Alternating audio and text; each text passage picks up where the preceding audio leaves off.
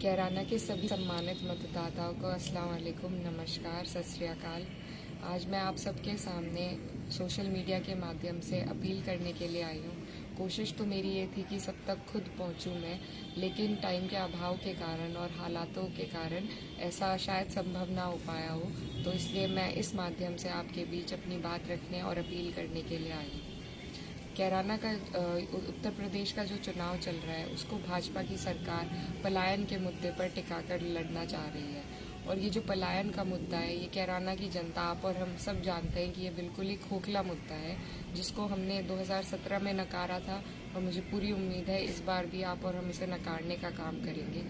और इस मुद्दे को भाजपा सरकार पूरे प्रदेश में इसके बिना पर चुनाव लड़ना चाह रही है, तो हमें पूरे ही प्रदेश में एक सही संदेश देना है कि ऐसा कुछ नहीं हुआ था।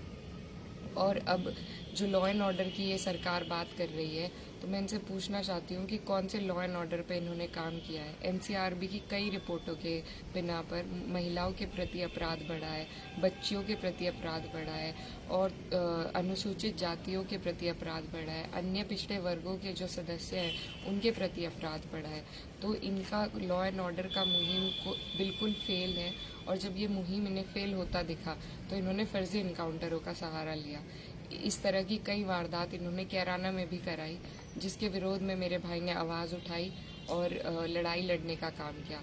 और इस विरोध से मेरा भाई इनके आंखों में खटके और उन पर झूठे मुकदमे लगाने इस सरकार ने शुरू कर दिए। बीजेपी की जो ये सरकार है, इसकी घुट्टी में ही गरीब लोगों का शोषण मिला हुआ है। चाहे फिर रेडी पटरी वालों का रोजगार छीनना हो, उनके घरों को उजाड़ना हो, उनके घरों पर बुलडोज़र चलवाना हो, कैराना में, कांधला में, हर जगह मेरे भाई ने उसके विरोध में आवाज़ उठाई, जिसकी सज़ा के तहत हमारे घर पर मुनादी कराई गई और फर्जी गाड़ी चोरी के आरोप मेरे भाई पर लगाकर हमारे परिवार को जलील करने की कोशिश की गई।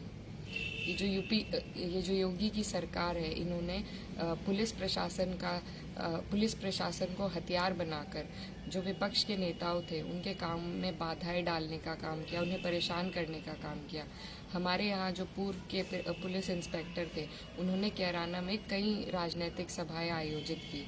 मकसद सिर्फ एक ही था, मेरे भाई को राजनीतिक तौर पर तबाह करना।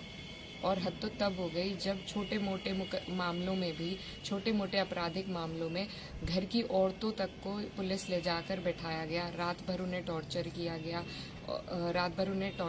गया। और इसी के विरोध में जब मेरे भाई ने आवाज़ उठाई, तभी से वो सरकार ने उन पर और सख्ताई पेश की और सख्ताई उन पर बनाई और मेरे भाई को झूठे गैंगस्टर के मुकदमे में फांस लिया गया।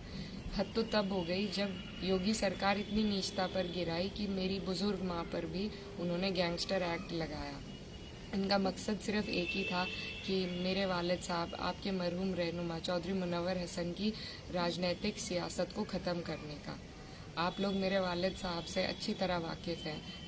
वो जब भी गरीब जनता पर, उनके लोगों पर कोई भी मुसीबत आती थी, वो सीना तान कर अड़ जाते थे और उस मुसीबत का सामना करने खुद खड़े हो जाते थे।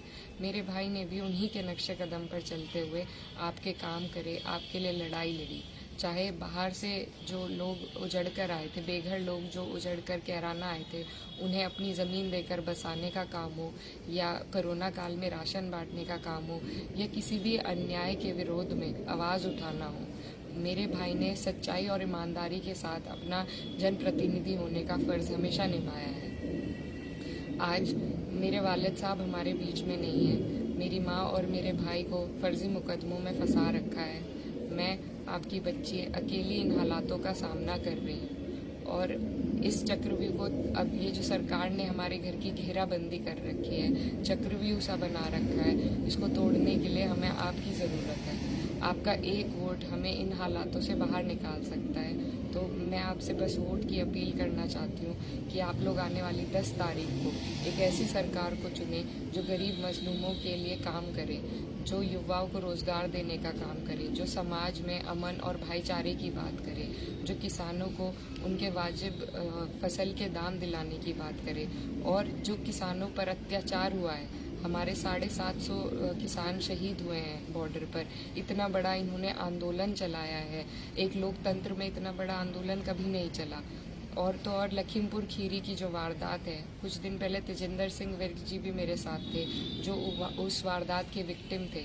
तो इस सरकार की ये जो सारी नीतियां हैं, जो अत्याचार हम पर, आप पर, सब पर हमने 5 साल तक सहे हैं, अब उसका जवाब देने का टाइम आ गया है। तो मेरी आप सबसे यही अपील है कि आप इन सब बातों का ध्यान रखें और इन सब चीज़ों को मद्देनज़र रखते हुए अपना मतदान करें और आने वाली 10 तारीख को अपना मास्क और अपनी आईडी ले जाकर घर से वो साइकिल का बटन दबाने के लिए निकलें। बूथ पर अगर आपको कोई भी कठिन परिस्थिति आती है, कोई ऐसी बात होती है, तो आप उसका बहुत ही